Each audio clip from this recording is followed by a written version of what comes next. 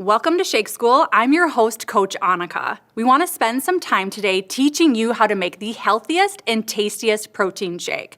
Now, over the course of 15 years being a registered dietitian in the fitness industry, I found that most people are doing this all wrong when it comes to what ingredients to include in the blender with their protein powder. Now, we all love the idea of convenient protein because most of us clearly are not getting enough protein into their day. I also love protein shakes as the #1 healthy habit for most of my clients because when you start the tone of your day with a healthy protein shake, you tend to make better nutrition choices the rest of the day. So my time today with you is going to be showing you how to pick the right protein powder along with the right add-ins and ingredients to make the best tasting and healthiest shake. Now there's a couple different ways to use a protein shake. For a lot of us, we do what I call the snack shake, which is simply adding your favorite liquid to your favorite protein powder, putting it in a shaker cup and shaking it, and it's ready to go to drink. Most people in the industry consume it that way. But for a lot of my clients, and myself included, we tend to use protein powder to actually replace an entire meal of your day. So that's why it's critical to add the other macronutrients or other ingredients in to make it a well-rounded meal.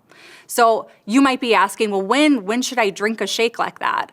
Well, if you're doing the snack shake, simply the liquid plus protein powder, simply right after your workout would be fine, or really anytime during the day when you're eating a meal, if you're lacking protein, that'd be a great way or something to drink right on the side to that meal.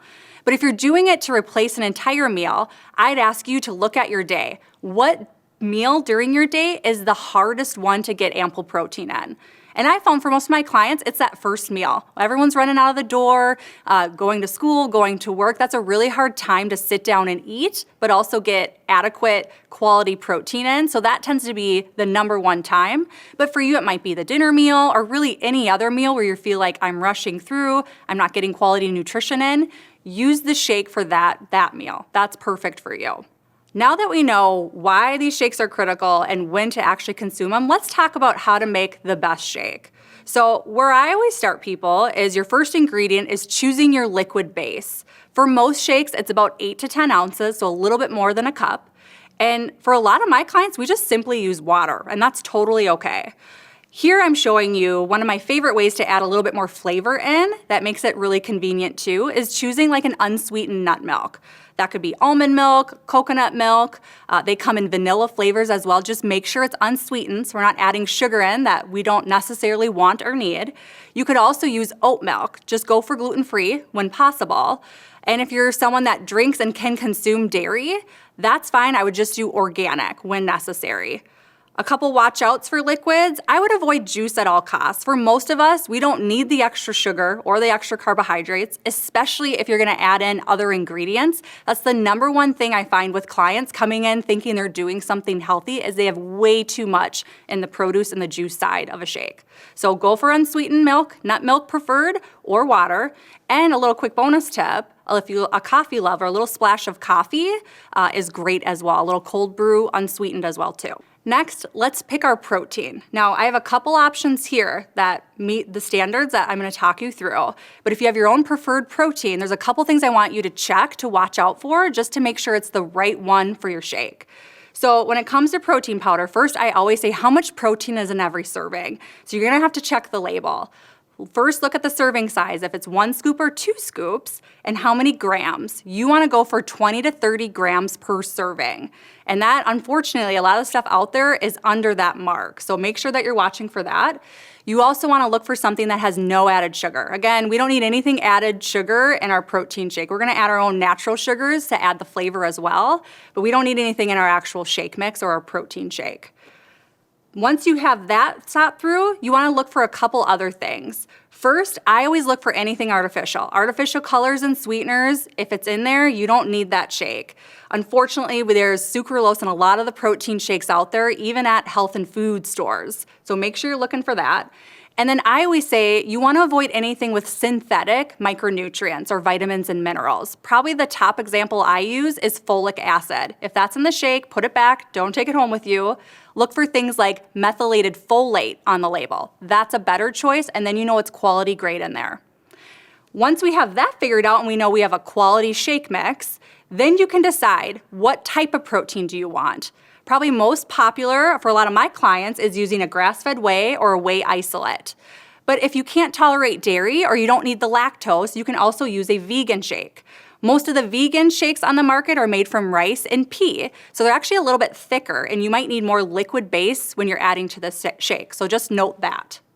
Once you have that figured out, we can move on to the next set of ingredients. Next set of ingredients is our produce or our fiber-filled foods. Now, plants like vegetables and fruit can do a lot of great things in the shake for adding flavor. I have some of my favorites right here, including frozen berries. Usually your serving size for this section is anywhere between 1 and 2 cups. You don't want to overdo it. Like I said earlier, a lot of people do too much of this stuff on top of juice, and it's far from a healthy protein shake, so watch your portion sizes. Berries, you can get a lot of portion from. From a cup, you get a handful of fiber, which is great to support your blood sugar and your energy, and it's a great way to add flavor. If you want to add creaminess to your shake, bananas are great. Obviously, they give you flavor as well, but keep the portion size to a half or a third of that banana. You can also freeze it to add even more creaminess as well. A great way to add texture to the shake, you could use riced cauliflower. I don't have that here, but that's also another great ingredient. And then other ways just to add bonus nutrition in, I always say use greens, things like kale and spinach. Easy add-ins, they don't impact the flavor, and it's a great way to add just bonus nutrition into the shake. I also have an unflavored fiber powder. If you need convenience and you don't have this in your pantry or in your refrigerator at the time, go for convenience when necessary. You just critically want some fiber in the shake to help with the blood sugar and the cravings. Our next round of ingredients, essential fat. When we're talking nutrition, just like protein, critical essential fatty acids are also lacking in our diet, so it's a great opportunity to put it in this shake. Some of my favorites right here, which I would say portion size, keep it to about a tablespoon per shake. That's plenty and super nourishing. But we have avocado. That's a great way to add a little bit more creaminess to the shake as well.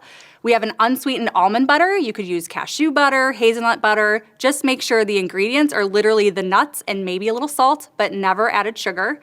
And then my favorite is also chia seed. I just keep it in my refrigerator and add a tablespoon to every shake every morning. Another great way to add a little bit more fiber into your shake as well. And our last round of ingredients, I call these the bonuses or the extras. Better ways to amplify the taste of the shake. A lot of it might already be at home in your pantry or your spice cabinet. So first, go for the extracts. A couple that I keep on home is almond extract and peppermint extract. Both taste amazing in shakes.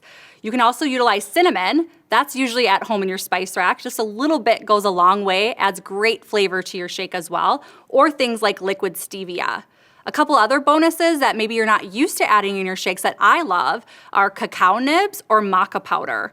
Cacao adds a nice little crunch to your shake. You can garnish it just right at the top after blending, but it also is a great way to add a little bit of a chocolatey texture and flavor.